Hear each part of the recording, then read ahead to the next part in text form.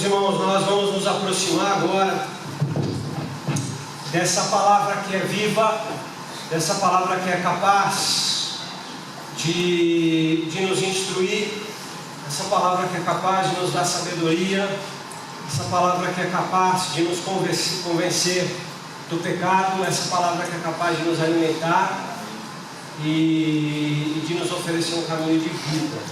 É para isso que nós vamos para essa casa, meus irmãos. É para receber da vida de Deus, todos os domingos. É vida de Deus, vida de Deus, vida de Deus. Amém? O título da mensagem de hoje é esse aí: graça sem constrangimento. Hoje nós temos domingo de ceia. Nós vamos celebrar mais uma vez a ceia do Senhor. E eu queria falar sobre graça e mais. Eu queria falar sobre graça e graça sem constrangimentos da nossa parte. Eu vou falar um pouco no decorrer da mensagem de que muitas vezes a graça envolve constrangimento. Essa mensagem de hoje é graça sem constrangimentos para nós.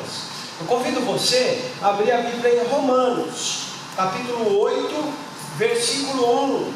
É um texto muito conhecido, mas nós vamos ler e vamos ler juntos também. Romanos, capítulo 8, verso 1.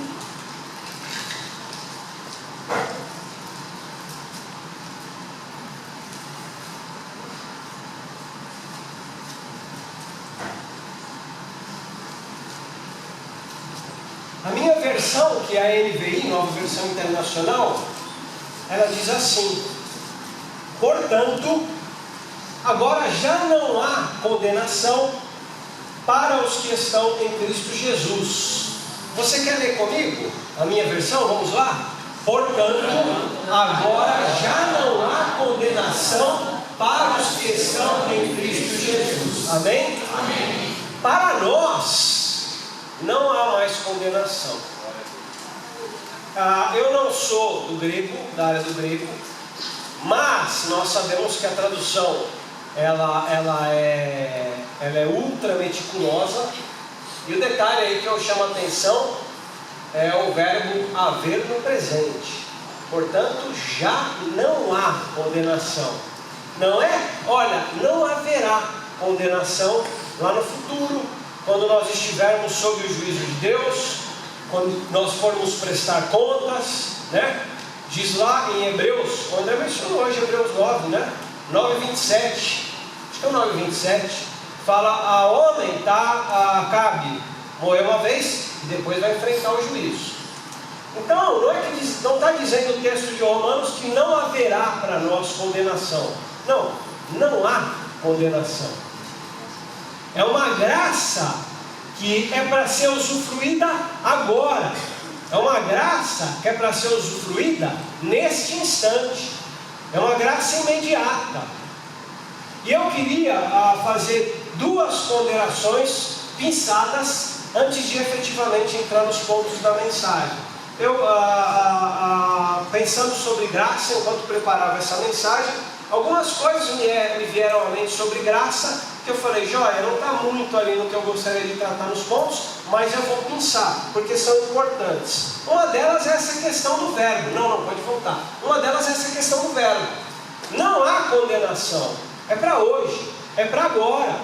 E nós que estamos acostumados muitas vezes a processos, né?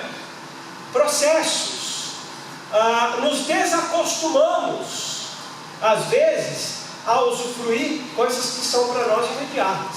E a graça é uma delas.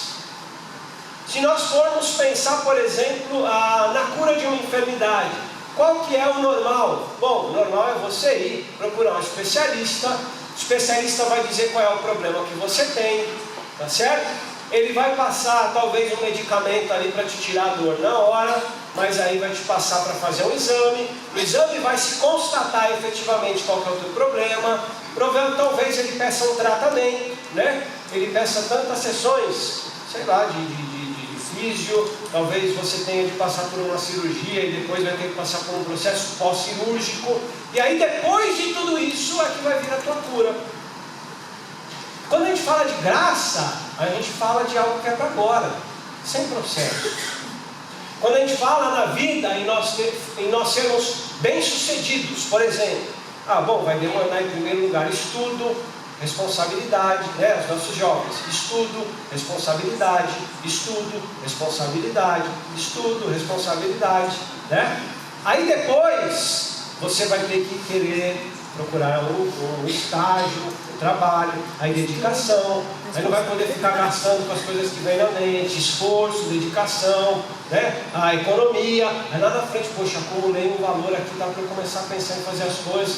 Quando a gente pensa na graça, né? Não há condenação para os que estão em Cristo Jesus. É uma coisa para agora, né? Você imagina, amanhã você acorda e sem ter ganho na loteria, a sua conta está lá, 20 milhões. Sensacional, não é? Quando a gente fala de graça, nós estamos falando de um benefício maior, uma questão existencial e que também não envolve processos. Graça é para aquele que está em Cristo Jesus. Então essa é uma questão que eu gostaria de trazer. O fato de a graça ser para hoje. Meu irmão, minha irmã, a graça é para agora, viu?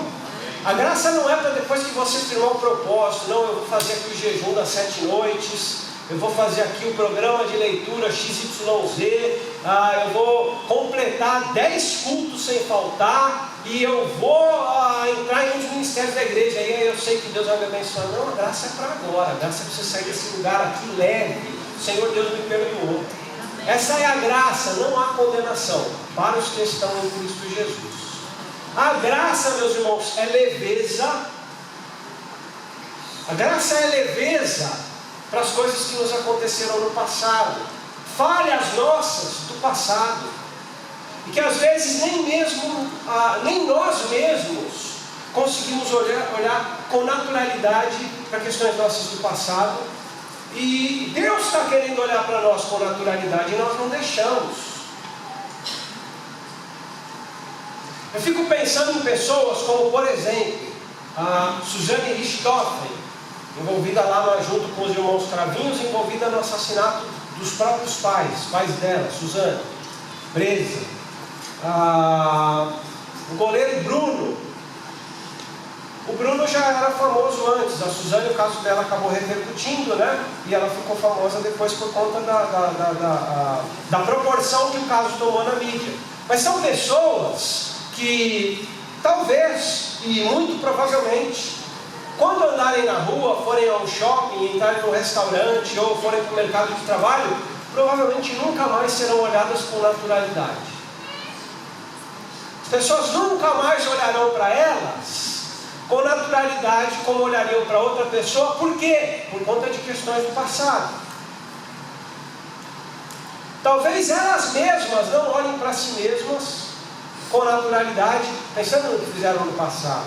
Graça é leveza e é perdão, independentemente das coisas que nós eventualmente tenhamos praticado. Eu vou fazer um exercício. Pense na coisa mais horrível que você já fez. Pense aí. Pode ser horrível mesmo. É verdade, né? Talvez tenha sido tão horrível que está tão escondido lá que você não quer lembrar. Eu quero dizer o seguinte: Deus olha para isso e fala: fulano, para você não há mais condenação. Isso é graça. Senhor, é isso mesmo. Você olha para mim com toda essa naturalidade, e Deus do outro lado falando: eu olho, eu te conheço, eu sei quem é você. Não tem nada na minha história, nada na história que me assusta, nada na história que me... Uau! Isso é graça. É leveza em relação às coisas que nos aconteceram e que nós fizemos no passado. Graça, meus irmãos, é leveza em relação às coisas que podem acontecer no futuro. Amém? Ontem eu assisti um filme, a gente ia lá numa sessão familiar de cinema, cineminha, né? E assistimos a um filme em que um dos personagens, para não mais machucar, para não mais ferir, para não mais magoar, o que ele faz? Ele se afasta. Ele vai morar distante e isolado de todos. Por quê? Porque ele não quer machucar, não quer ferir, não quer magoar, não quer destruir. E se afasta. Graça é essa leveza. Nós sabemos que nós vamos falhar sim em casa, nós vamos falhar sim na igreja, nós vamos falhar sim com pessoas que nós amamos. Mas Deus olha para nós com naturalidade e fala assim: meu filho, minha filha, eu sei que você falhou, falha que você vai falhar, e a vida é assim, eu estou com você. Isso é graça. Amém? Então eu queria fazer essas observações antes de efetivamente entrar nos pontos que eu gostaria de entrar. Graça sem constrangimentos. Eu separei aqui 2 grupos de pessoas. Talvez você se encaixe em um desses grupos. Pessoas que têm contato com essa graça, que de alguma forma se constrangem com essa graça, com esse perdão, como o nome já diz, é de graça. Em primeiro lugar, pessoas que por inúmeras razões não conseguem crer, não conseguem acreditar que haja algo tão fantástico, que haja algo tão sensacional, tão maravilhoso, tão bom, tão perfeito, tão completo, e que isso está disponível a elas. Pessoas que por questões internas não conseguem, não querem aceitar o bom, o sensacional, o perfeito. O bom, o sensacional e o perfeito não são para mim. São para aquele meu colega de trabalho, porque ele é dedicado, ele é honesto, ele é competente. O bom e o sensacional é para ele. O bom e o sensacional é para o meu cônjuge, porque ele é tão ali, faz tudo tão direitinho, é tão dedicado, uma pessoa esforçada, honesta. Para mim não. O bom e o sensacional é para os meus filhos, porque eles estão na casa do Senhor desde cedo, né? Estão lá aprendendo como proceder desde a infância. Eu não, porque eu já fiz de bagunça na vida. Para mim, o bom e o sensacional não. O bom e o sensacional é para o meu irmão, é para a minha irmã, porque é assim que eu estudo desde a minha infância, que o meu irmão e a minha irmã eles merecem. Eu não, porque eu sou muito bagunceiro. Eu não, porque eu sou isso. Eu não, porque eu sou aquilo. O bom e o sensacional é para aquele irmão lá da igreja, porque ele vai em todo culto, ele né, é uma pessoa dedicada, assídua, a gente vê que lê a Bíblia, que trabalha no ministério XYZ. O bom e o sensacional não é para mim. A graça, meus irmãos, que nos é apresentada é uma graça sem constrangimentos. O bom e o sensacional do perdão de Deus, perdão completo, perdão incondicional, é para você. Amém? Não é para aquele cara da igreja que é assíduo, não é para o seu colega de trabalho porque ele é bonzinho, não é para o seu filho só, não é para sua mãe só, não é para o seu irmão, para o seu cônjuge. O bom e o sensacional do amor de Deus e do perdão incondicional de Deus é para você. Talvez por alguma razão na vida você tenha estabelecido internamente uma dificuldade de aceitar o bom e o sensacional. Só que Deus te ama. E Deus não é o seu cônjuge. Deus não é o seu pai. Deus não é a sua mãe. Deus não é o seu filho. Deus não é o pastor da igreja. Deus não é o irmão que está sentado ao seu lado. Deus é Deus e Ele te ama. Olha como nós somos comprometidos em relação a isso, Deus. Como a gente confunde, né? Acha que Deus vai ser igual ao pastor da igreja, acha que Deus vai ser igual ao pai, acha que Deus vai ser igual à mãe, e acha que Deus de alguma forma Deus é Deus. Ele nos ama, Ele oferece uma graça incondicional, que não deve gerar em nós constrangimento. É bom sim, e é para você. Já não há condenação para os que estão em Cristo Jesus. Amém? Amém. Na palavra nós temos um exemplo de um sujeito que sofreu, o nome dele era Mefibosete, ele era filho do príncipe Jonatas, e quando Davi assume o trono, ele quer fazer o bem para os descendentes do príncipe Jonatas, porque ele, Davi, era amigo do príncipe.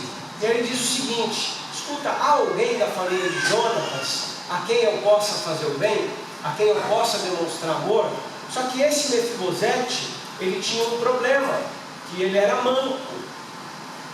E ele fica preocupado quando ele percebe que o rei Davi quer se encontrar com ele, porque ele acha que vai vir o mal para ele, porque até então só veio o mal. A família do pai e do avô dele foram derrotados nas batalhas de Israel. Ele, na fuga, a criada deixou ele cair, ele ficou manco, ele ficou coxo. Até então só tinha o mal. E aí na hora de receber o bem, olha como que ele reage. Davi disse o seguinte: Mefibosete, não tenha medo, disse Davi, pois é certo que eu tratarei você com bondade, por causa da minha amizade com Jonatas, seu pai. Vou devolver-lhe todas as terras que pertenciam ao seu avô Saul. Você comerá sempre à minha mesa. Olha só, né, o rei falando: eu vou te tratar bem, vou te dar terras da sua família, você vai comer na minha mesa. Aí Mefibosete prostrou-se e disse: quem é o teu servo? Né? Quem sou eu? Quem é o teu servo? Para que te preocupes com um cão morto como eu? Então, não se percebendo ali merecedor daquelas coisas. Não, olha, eu não estou entendendo. Até agora foram coisas tão ruins que eu não entendo como é que agora tem algo bom, separado e reservado para mim. Então, meus irmãos, a graça para essas pessoas que têm dificuldade de aceitar o bem e o amor, né, e aquilo que é perfeito, que é fantástico, a graça nos ensina o amor de Deus. Deus não é as pessoas que conviveram conosco até hoje. Deus é Deus e Ele quer nos dar o melhor do perdão, o melhor da graça. Amém? Um segundo grupo, que são aqueles que até aceitam, não tem problemas em receber o melhor, não tem dificuldades para receber o perfeito, para receber o bom, para receber o fantástico. É bom, é o fantástico, é o sensacional, eu quero sim. Só que pessoas que querem pagar para ter isso, elas ficam constrangidas de ter de graça. De graça não, eu quero bom, mas eu quero pagar. Eu não quero assim o bom de graça. Eu quero bom, mas eu quero pagar, porque depois eu não quero ninguém dizendo que eu fico bom de graça. Eu separei uma situação dessa na palavra, está lá em Gênesis capítulo 23, 10. Abraão, ele queria uma caverna para sepultar a falecida esposa, Sara. E aí ele vai até o povo hitita e ele pede lá para um sujeito chamado Efron.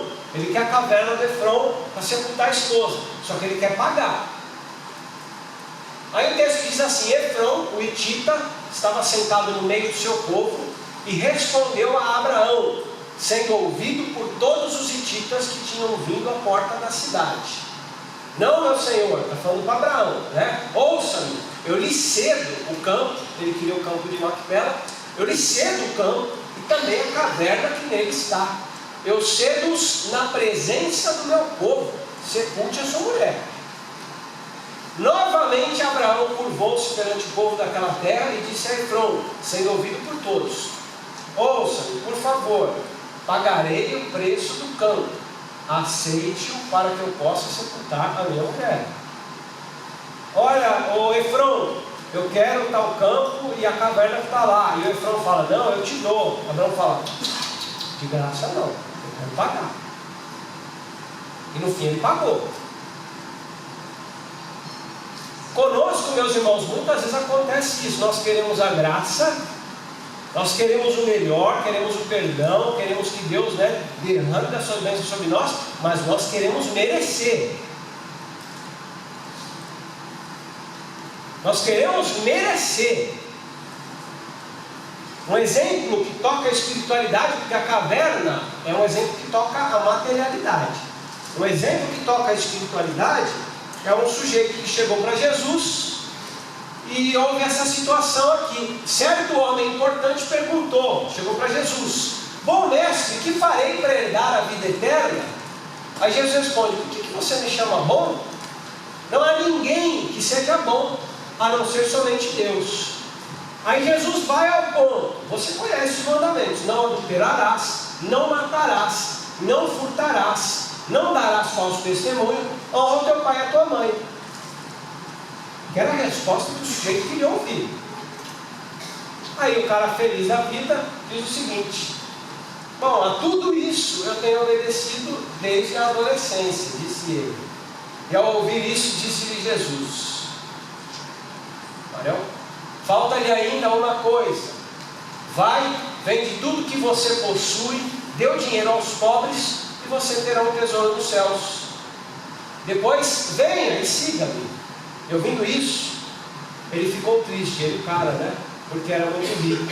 Resumo da ópera, meus irmãos, é assim: o cara chega para Jesus e fala: mestre, como é que eu faço para ter a salvação? E Jesus, já sabendo o que está na cabeça dele, fala assim: bom, você não conhece as leis, os mandamentos? Não pode furtar, não pode adulterar, não pode dar falso testemunho, tem que honrar o pai e a mãe. Aí o cara todo contente fala: bom, isso aí eu já estou fazendo, ou seja, eu já estou merecendo. E aí Jesus, para mostrar a pobreza do sujeito, ele diz assim: ah, é, o teu negócio então é pagar. Você quer pagar a salvação? Você quer pagar o reino?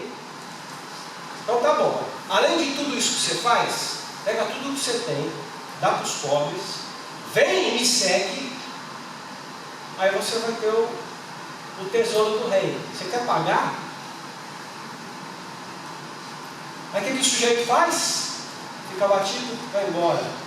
Porque ele tinha muitos bens, ele não queria abrir mão dos bens.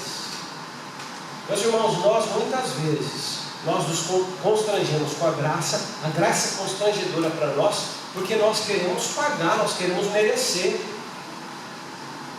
Eu vou merecer a graça de Deus.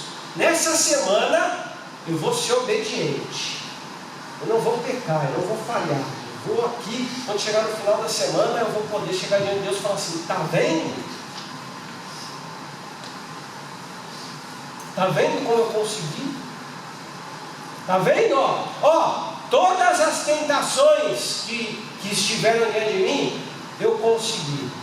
Meus irmãos, a graça, ela gera constrangimento. A graça é assim, Deus dizendo: fulano, você não merece. Você é pecador, e nem nos seus melhores dias você conseguiria pagar. A graça, ela gera esse constrangimento. E aí você, do outro lado, dizendo: eu sei, Senhor, é verdade, eu não tenho como pagar nada, eu não tenho como conseguir, eu não tenho como merecer esse perdão. É esse constrangimento. Agora há um terceiro grupo, do qual eu não havia falado. 1, aquele que acha que não merece. 2, aquele que acha que até merece, mas que ele vai ter que pagar, ele quer pagar, né? Terceiro grupo, é aquele grupo de pessoas que quer ter o melhor, sim. É o melhor? Eu quero para mim. E ó, é o seguinte, é o melhor e é de graça. Opa, de graça, melhor ainda. Você quer o melhor? Eu quero. Porcaria não, eu quero do bom. Mas é o seguinte, se você quiser aceitar, é de graça. Você não vai ficar: não, eu quero pagar, eu quero... É de graça. Opa, melhor nenhum. Para mim e para você, esse seria o típico cara de pau, né? Um cara de pau. O fulano que é o bom lá, não quer pagar. É aquele que não tem desconfiômetro. É aquele que não tem simancol.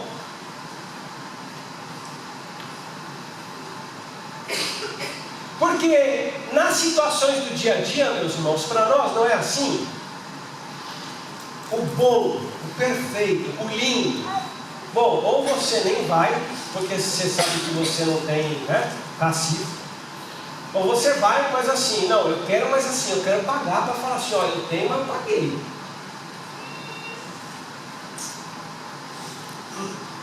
senão gera constrangimento. Agora, essa mesa aqui de graça, de perdão, é uma mesa da qual nós devemos nos aproximar, e com o perdão do termo, com essa cara de pau. Eu quero sim, e eu sei que eu não posso pagar, eu quero esse perdão, eu quero o melhor do amor de Deus. Eu não tenho como pagar, mas eu quero. Se nós fôssemos pensar nas situações do dia a dia, seria mais ou menos, né? Essa pessoa sem simancol, sem desconfiômetro, esse cara de pau, esse folgado, é aquele que você chama ele para jantar, ou você chama ele para almoçar, e ele senta, e ele pergunta para você assim: e aí, o que nós vamos pedir de entrada? É você que está pagando, tá? E aí, o que nós vamos pedir de entrada? E aí você pensa o seguinte: caramba, eu estou chamando ele para jantar e ele vem me falar de entrada, pô. Não, você não me chamou para jantar? De entrada. Aí na hora de comer, ele não vai ali ficar pensando: não, poxa, está me chamando para comer, deixa eu ver um negócio aqui, né, que não seja nem 8 nem 80 e tal, tudo. Você vai, né, na média ali, fala: eu quero isso aqui, isso aqui, isso aqui. O cara, rapaz, é um cara de pau. Aí acabou, ele vira para você e fala assim: o que você vai querer de sobremesa? Eu já escolhi a minha. E você que chamou, fala assim: cara, é muito cara de pau. Ou, para mudar o exemplo, é aquele que a pessoa, se às vezes, né, aqui eu posso falar, gente, porque aqui a gente não tem frescura uns com os outros, né? Faz tempo já que a gente se conhece, né? Às vezes um pega e vai presentear o outro com uma roupa, às vezes chegou o frio, né? Poxa, eu vou comprar uma roupa, um casaco lá pro fulano de tal, para ele, tudo desse, sei lá, né? E aí vai lá na loja, e o cara vai lá na arara lá mais cara, pega um casacão lá que nem você tem, fala assim: ó, eu quero esse daqui. E às vezes quem está levando fala assim: poxa vida, né? Estou trazendo aqui, a pessoa já vai lá no lugar mais caro. Lá nos Estados Unidos, tem alguns lugares, algumas cidades, era assim lá na cidade para onde eu viajei, onde moram os meus tios. E lá, um dos negócios assim mais comuns que tem, dos empresários assim, é cara com loja de carro. Então assim, lá na igreja, em todas as igrejas, tinha assim 2, 3, 4 caras que tinham loja de carro. Então não era assim incomum de que às vezes chegava um pastor na igreja e um dos irmãos chamasse o pastor para ir lá escolher um carro na loja, né? Não é recadinho, porque, né, afinal de contas não está fácil para ninguém.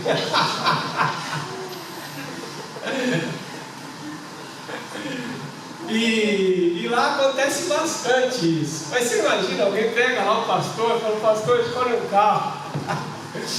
Ele já vai lá no Corvette, falando: esse aqui. E o cara está achando, né, que o pastor vai escolher: não, olha, esse daqui já dá, muito obrigado, imagina, não preciso. Não, o pastor é cara de pau, ele vai lá no Corvette, depois fala: não, esse aqui. Só que é o seguinte, pega aquela versão legal, tá? Manda pedir lá, chamar a versão top, a versão boa. Todo equipado. Quando nós falamos, meus irmãos, de uma graça sem constrangimentos, é isso, é nós, mais uma vez, com o perdão do termo, né? É a gente na cara de pau falar: Senhor, eu quero sim ser perdoado, perdão. Senhor, eu quero sim ser perdoado desse jeito aí. Desse jeito, que o Senhor não olhe para as coisas do passado, que o Senhor me olhe com naturalidade, que toda a discriminação que eu eventualmente venha a sofrer das pessoas, de você eu não vou sofrer. Eu quero esse perdão do que eu vou fazer, eu quero esse perdão do que eu fiz e do que eu vou fazer. Eu quero esse perdão incondicional, perfeito. Eu não tenho como pagar, mas eu quero mesmo, é isso aí. É uma graça, meus irmãos, sem constrangimento. É a graça. Preste atenção, porque aqui eu vou encerrar a mensagem. É a graça das crianças. Criança não se constrange. Isso que a gente brincou, chama no restaurante, o cara fica: mas quanto custa isso, quanto custa aquilo, a entrada, sobremesa, isso é coisa de adulto. Entrar numa loja para ganhar um presente e ficar pensando: não, isso é barato, isso é caro, isso é coisa de adulto. Criança não se constrange. A criança, você perguntar para ela, você quer ir lá no parquinho, você quer ir lá na diversão, lá no parque de diversão? Ela não quer saber se é você que está pagando, se é o pai do amiguinho que está pagando, e você está beliscando a criança, falando assim, não filha, mas eu quero. Né? Criança não se constrange, eu quero sim. A criança não quer saber, né? O parquinho lá está fechando, fecha às 10 horas da noite no shopping lá, aí são 9h50, aí ela fala, pai, me leva no parquinho. Aí o pai olha para a cara do coitado do atendente lá, que vai fechar o carrossel lá, e já sabe, né, que o atendente vai pegar 2, 3 conduções, até lá não sei onde, o cara está cansado, acordou 5h30 da manhã, a criança não quer saber do atendente, meu filho. Filho, são 9h50, fecha às 10, abre o carrossel que eu quero andar. Criança é assim. Criança não quer saber se o presente de Natal lá vai custar toda a aposentadoria do vovô ou da vovó. Meu, o eletrônico lá, eu quero aquele que abre e fecha o olhinho, né? E o vovô e a vovó, pode escolher o presentinho, vai custar a aposentadoria inteira. A criança não quer nem saber. Está oferecendo? Ela quer. Somos nós que constrangemos as crianças. As crianças não se constrangem. Com a graça, meus irmãos, é a mesma coisa. Nós nos constrangemos por conta dos nossos relacionamentos sociais. Agora, a maneira como Deus oferece é esse adulto que quer dar o melhor e que não quer cobrar nada. Já custou. Jesus já pagou, já custou. Não adianta a gente querer pagar. Não adianta a gente querer não aceitar. Olha, você quer, está à disposição. Não precisa pagar, é de graça. É essa ceia, é esse perdão que nós celebramos. Olha só o que Jesus disse. Pode passar, mano, isso. Obrigado. O povo também estava trazendo criancinhas para que Jesus tocasse nelas. Ao verem isso, os discípulos repreendiam os que as tinham trazido. Mas Jesus chamou assim as crianças e disse: deixem vir as minhas crianças e não as impeçam, pois o reino de Deus pertence aos que são semelhantes a elas. Aí o fim, digo-lhes a verdade, quem não recebeu o reino de Deus como uma criança, nunca entrará nele. Quem não recebeu o reino de Deus, o amor de Deus, o perdão de Deus, quem não receber isso como uma criança, eu quero. Não interessa quem está pagando, não interessa se custou caro, eu quero. Quem não receber como uma criança, desse jeito, não pode entrar no reino dos céus. Por isso eu queria convidar você, hoje à noite, nós vamos celebrar essa mesa de perdão. Que seja para nós uma mesa sem constrangimentos. Ela é sim para você. Não, para mim não, pastor. Porque eu já fiz. Para mim não é. É. Essa mesa é para você. Não, pastor, para mim não é. Nada tão bom até hoje me foi dado pelos meus pais, pelo meu cônjuge, pelos meus irmãos, por ninguém. Esse aqui é o melhor que pode ser dado para um ser humano. Perdão incondicional. Ele é para você. Eu convido você a fechar os teus olhos.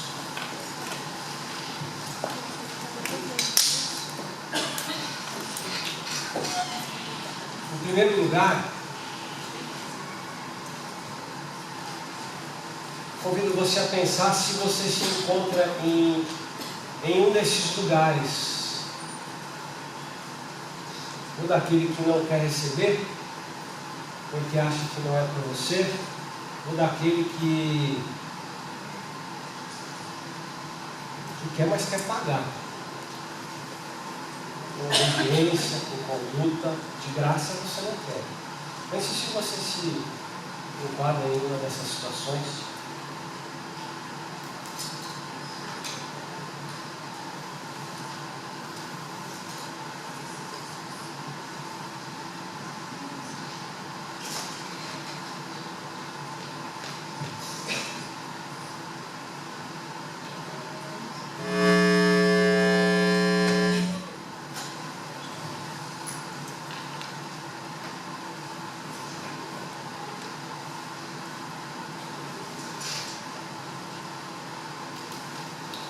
Senhor Deus, Nós estamos aqui hoje à noite e nós te louvamos, Senhor.